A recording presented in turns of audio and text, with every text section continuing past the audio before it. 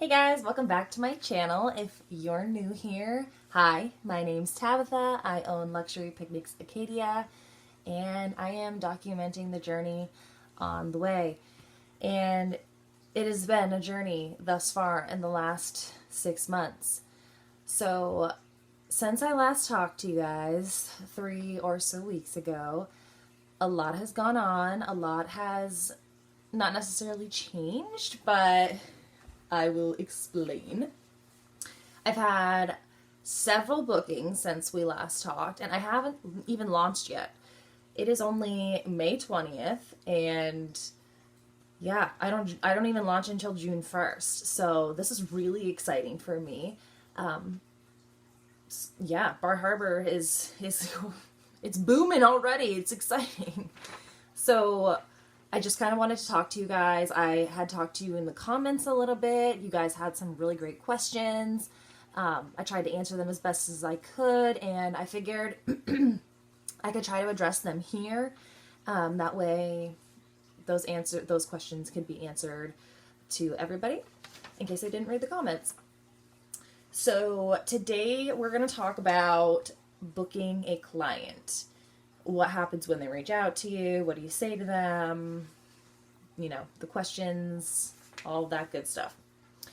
So when a person reaches out to you and they say, hey, what do you offer? Tell me what you offer. Instead of saying like, hey, I'd like to book.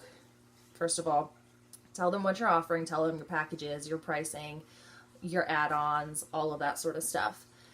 Your themes. Sometimes people will come with a picnic place of their own. Sometimes they don't have one of their own. These are all things that you need to ask them. I got my fancy list. I know you guys love my list. It just helps me categorize my thoughts. Okay, questions to ask clients. First of all, their names. Hi, what are your names? That would be great to know. How many are there? Are you going to bring your own food, or do you want me to find food? And if you want me to find food, does your business specifically offer certain restaurants, or do you just kind of like suggest ones that you like or in the area? And are you going to offer food that's hot or cold? Because those are things you need to also consider. You're going to have to keep hot food hot. You don't want to give somebody salmonella. And you're going to have to keep cold food cold. So how do you intend on doing that? I personally bought a cooler. Walmart had a great sale on igloo coolers like a couple of weeks ago for like a pretty decent sized one. It was like $23. It's been great. I just wrote in Sharpie on it like property of Luxury Picnics Acadia, so that, you know, nobody decides to take the five finger discount and take off with it. Obviously you could just fill that with ice, keep your food cold. So how are you going to keep it hot? So obviously, most people have been to like Domino's. You know, they deliver pizza. You see they have those like fancy little rectangular delivery bags. Well, they also have those in different sizes, and you can buy them online. I can't think of the website off the top of my head, but I can probably find it and link it down in the bottom. And you can, in varying sizes, can get things that can keep things hot. So like I said, you don't have to worry about giving somebody salmonella or some other horrible thing. And, you know, like food poisoning. There you go. That's the big one. You don't want that. That would suck. Also, yes, I already touched on, do you have a place in mind, or do you want to find a place? And that's where we talked in the last video about permits and about, you know, finding the picnic areas that don't need permits, so that you can try those places out before you get permits, because like I said in the last video, you don't want to set up on a place that needs a permit and then have somebody of legal authority show up and ask you, what are you doing here, where's your permit, and you don't have one. So yeah, that's not good. Also, another question to ask would be, what is the occasion, if any? I found that the most people that have inquired through me are anniversaries, which I think is awesome. Go you guys, it's awesome. But make sure that you're asking like, well, what number anniversary it is, because I personally have a felt message board with little letters, and I like to personalize them and say things like, happy anniversary, so-and-so, happy 4th anniversary. If you guys hear any, background noise, we also adopted a new rabbit in our family, and her name is Bun Bun. She's a her until we take her to the vet, because we were told she's a her, but we're not quite sure. So she's a pretty big bunny, and she's been running around in here for the last couple of days. So if you hear anything, probably her. So let's get back to it. After you book a client and you want to find them a spot, what happens if it rains? This is one of those questions you get asked, and you're like, good question. So here, are there gazebos in the park that you're planning this picnic at? Is there an indoor option? Like, could they move it somewhere else? Could you reschedule? Could you give them a refund? Did I already say tent? I don't think I said tent, but that's been my saving grace, is trying to get a not so super tacky tent. Oh, darn, I just realized this is from the bunny. We're working on handling her. Anyway, a tent is something that I found is quite helpful. You don't want to get a tacky one. We just got one that kind of is like a lawn, like one you'd see in somebody's backyard with the zip down sides. You just want to make sure that they're not going to get soaking wet, and that all of your decor is not going to get soaking wet. The clients are the most important, but also there are certain things in your decor that you probably can't dry. Like, for example, I have looks like a turf pad. I guess it's like unroll. It looks like a long roll of turf, and it's like a table runner, and you can't throw it in the dryer because it's like literally grass. So that would be something I probably wouldn't want to necessarily get soaked by the rain. Also, when you're booking a client, you want to think about, are you going to want to have them put money down, or are you going to have them pay after the picnic? How's that going to work necessarily? Because, if they didn't bring their own food and say they wanted to order food, but are you planning to bundle your food into your package, or are you planning to front it yourself and then have them upcharge them after? These are all things you should probably think about. For example, being transparent with your clients and being honest and telling them what costs extra. I know that for me, I'm a people pleaser. I have a lot of anxiety. That is just who I am, and I want to make people happy. And sometimes I have a tendency to just be like, yeah, it's okay, you could just have that, and blah, blah, blah, blah, blah, and it's fine, I'll just throw that in. And I forget that, I am running a business, and I do need to remember that I have my own bills to pay. And as much as it's okay to throw in things here and there, you can't just throw in things all the time, because it's going to bite you financially. So I guess that's really what I have for that. But what I wanted to talk about next was my first couple of bookings myself, and how they went, and what I think I would do different. So I had a styled photo shoot a couple of weeks ago, and I posted a little short video on my regular channel. If you just look down, I think it's like the next video down. It's literally like 20 seconds long. And it's just a quick TikTok, but that went really, really well. The people were really great. The food was amazing. It was a collaboration with Emily Brienne Photography and Bar Harbor Catering Company, and their food is chef's kiss. It is so good. I cannot even. And they provided lobster rolls and all sorts of little pickled onion, pickled carrots, little, just decadent little yummies. They were really good. And the couple that came, and we did a little engagement, a mock engagement. You can see it on my Facebook page or my Instagram, Luxury Picnics Acadia, if I haven't said that 18,000 times already.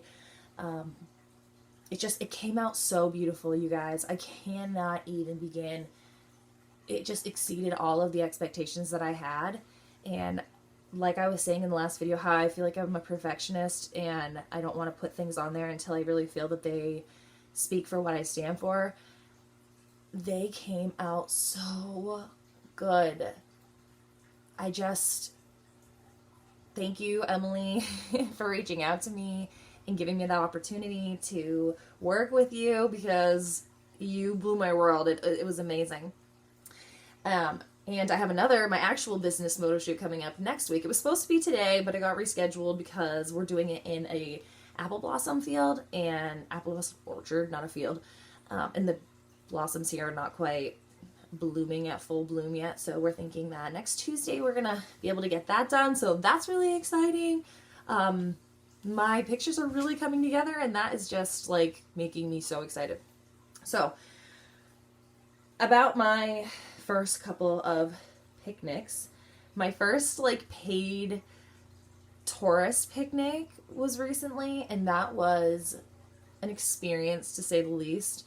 They scheduled, about 48 hours prior to their picnic, and I guess I would generally want to book somebody in advance, like a week in advance, because it would give me enough processing time and enough planning time to like make sure that I get all of the details the way I want them to be, and I can get all of the orders in and all of the details the way that they're supposed to be.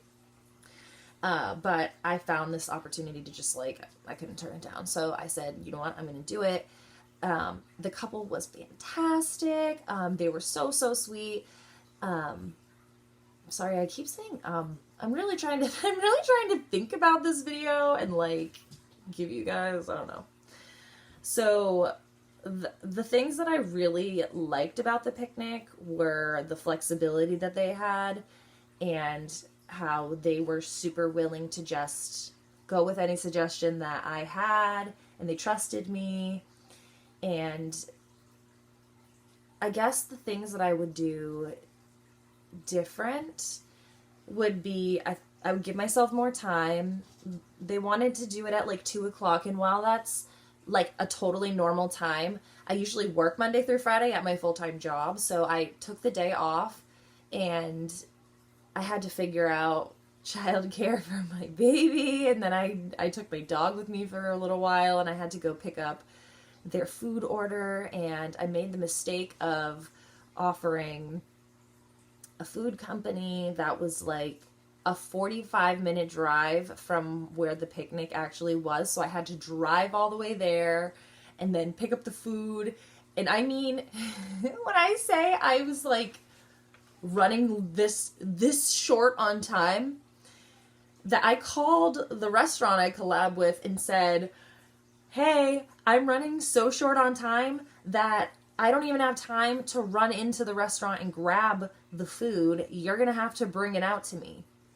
And not only did she have to bring it out to me, I didn't even stop my car. She gave it to me as I was going down the road because I did not even have time to stop. And we were just like, thank you, have a great day. And then I pedaled back as fast as I could to make it there. And when I got there, it was really, really, really windy, and I did not expect it to be windy. So that ended up really working against me. And that brings me to my next point of making sure that you drive to check out your picnic area first before you tell somebody that that's a great place to have your picnic, because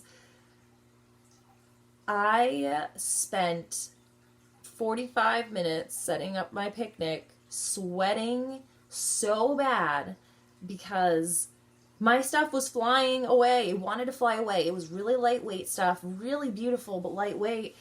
And it was so windy because, as you guys heard in the last video, I live in Maine. It's Bar Harbor. It's near the ocean. There's going to be wind regardless.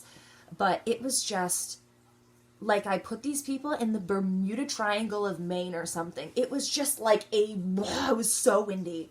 And this sweet lady came up and she's like, I just have to ask you what you're doing. You look so frantic. And I was like, I am frantic. My stuff's trying to fly away. So, also, make sure you have things to hold your things down. You can't, like, you have to check out, make sure the weather is not going to be, like, windy and stuff like that, and then be offering people things that are going to fly away during their picnic, so then they spend their entire time trying to catch your supplies and not enjoying their picnic. So I would do that different. The other thing I would do is I would make a plan of action. I would write it down. I am somebody who really loves my planner, and I like to make sure that I know what's going on so that I don't forget anything, obviously. But I'm a list maker, as you guys know. Write it down. It helps you remember things. I would just make a better plan, a better, well thought out plan, instead of rushing myself and then feeling super stressed out because I was really rushing. And, you know, there's always the chance that they're going to show up early, and then you are... At least this happened to me. They showed up a little bit early. My stuff's flying around. I'm like trying to be like, yeah, I'm so sorry. Give me a minute. Thankfully, her husband didn't have any idea about the picnic. It was a surprise for him, so she was able to distract him for, you know, the extra 5 minutes until their picnic started. But that brings me to another point of before they showed up, I had a lot of stuff that I had to bring. And I didn't check out the picnic area like I had said. I had been there before. Wind wasn't a problem when I went there. But when I had gone there previously, they had a path that you could kind of drive down. There was like a parking area, and then there's like this little road, and then here's the picnic. And instead, because of COVID, they roped it off with a chain. So I had to park way up here, and then I had to walk all the way down carrying all of my stuff. And I mean, it was not a super short walk. I could see my car, but it was uphill. So I had to make 4 or 5 trips back and forth, back and forth, back and forth. And as you could tell, I was already a little stressed because it was chilly and it was windy. But yeah, I mean, my calves got to work out today, for real. It was something. It was something. Again, the other thing I would also do different would be to have them put money down versus pay after. Well, there's nothing wrong with paying after. I had to upfront. I had to front money for certain things in order to pick them up, and I didn't really factor that into things financially prior to, so I just needed to make sure that next time I plan ahead and I make sure that I have a little bit of money in case they say, like, hey, I'd like to pick something up, or I'd like to add this last minute. That way I wouldn't have to be like, no, sorry, I can't. I don't have any cash. Like, that looks really good. But yeah, let's see. What other things do I have on here? I think that's pretty much it for today. And you guys, I did this video in one shot, so I'm sorry if it's super, like, all over the place, but I did it, and I'm proud of myself. So if you guys have any more... Oh, wait! Before I forget, I did forget something. After you are going to accept payments, because when you're booking, you're going to, you know, need money, how are you going to do it? Are you going to accept cash? Are you going to use Square Pay, Venmo, Zelle, Stride, PayPal? Pick one of those. Each one offers different things, and each one accepts different kinds of money, and also certain ones take certain things. Like, I think most of them take 2.9% and then 30 cents per transaction for the majority of those currency sites. But yeah, okay, so that is definitely it for today. If you guys have any more questions, feel free to ask me, and I'll do my best to answer them. And yeah, thanks for tuning in, and hit that subscribe and that bell, and I'll be back for more. Take care, guys. Talk to you soon.